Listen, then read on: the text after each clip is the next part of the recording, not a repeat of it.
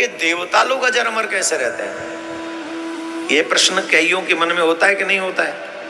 ये देवता कौन है, दिखते क्यों नहीं है, अजर अमर कैसे, इनको भोजन कहाँ मिलता है, वहां भी गैस सिलेंडर महंगे हो गए क्या?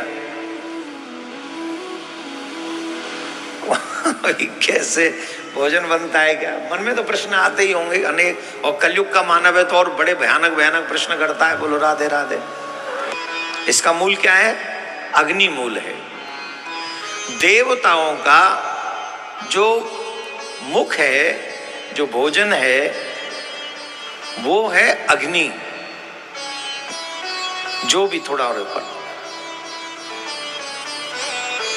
ठीक, जो भी मनुष्य यज्ञ में आहुति देता है देवताओं के नाम से,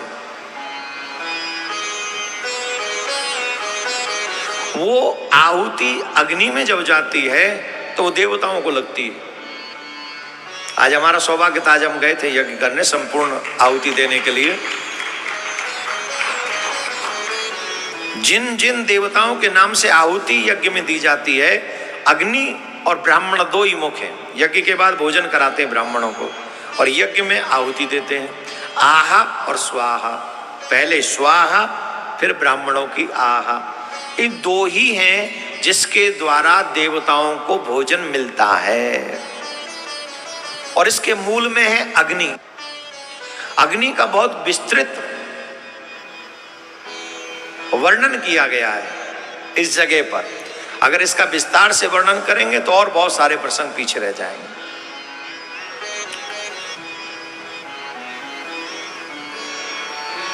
चार आश्रम है, ब्रह्मचर्य, गृहस्थ, वानप्रस्थ और सन्यास। और चारों ही आश्रमों में अग्नि प्रधान है। वेद को जानने वाले, धर्म को जानने वाले, पुराण को जानने वाले आजकल की तरह नहीं है अग्नि 12 बजे भी जला दे। आजकल बड़ा नाटक चल रहा है, जब मन करे चूल्हे में आग लगा देते हैं।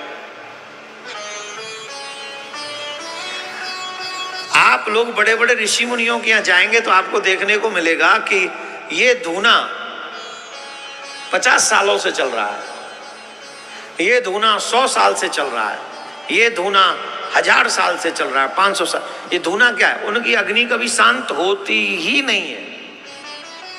शुद्ध अग्नि क्या है? जो गुरुदेव के यहां से ब्रह्मचर्य के समय अग्नि प्राप्त होती है, उसी अग्नि को गृहस्थ में लेके जाते हैं।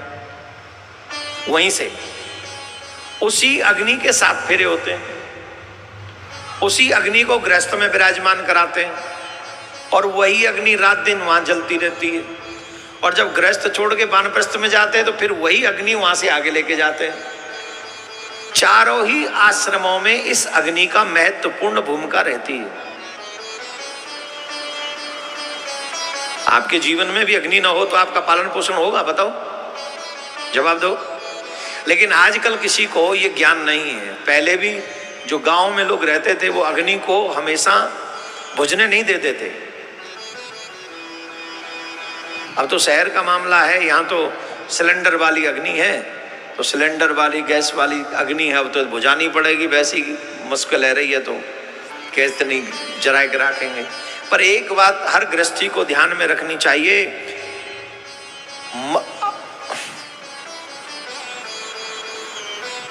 कम से कम 10 बजे के बाद चूल्हा नहीं जलना चाहिए, फिर अग्नि नहीं जलनी चाहिए। 10 में बहुत ज्यादा कह रहा हूं, अतिशय युक्ति कर रहा हूं आप लोगों के जीवन को देखते हुए, नहीं तो 10 नहीं। जिस पहर को रात्रि कह दिया जाए उसके बाद फिर अग्नि नहीं जलनी चाहिए, चूल्हा नहीं जलना चाहिए। और उससे पहर से पहले हमें भोजन कर लेना चाहिए। बोलो राधे राधे, जोर से बोलना पड़ेगा। ब्रह्मचर्य आश्रम, गृहस्थ आश्रम, वानप्रस्थ आश्रम और सन्यास आश्रम। सन्यास आश्रम पर ब्रह्मचर्य के बाद, अब ब्रह्मचर्य के बाद आप सन्यासी भी हो सकते हैं, बहुत कम लोग होते हैं, लेकिन चारों आश्रमों को ही भोग कर आगे जाना चाहिए। बोलो राधे राधे। तो अग्नि का बहुत विस्तार से वर्णन, तो उन्होंने बताया कि देवता अजर अमर क्यों रहते हैं।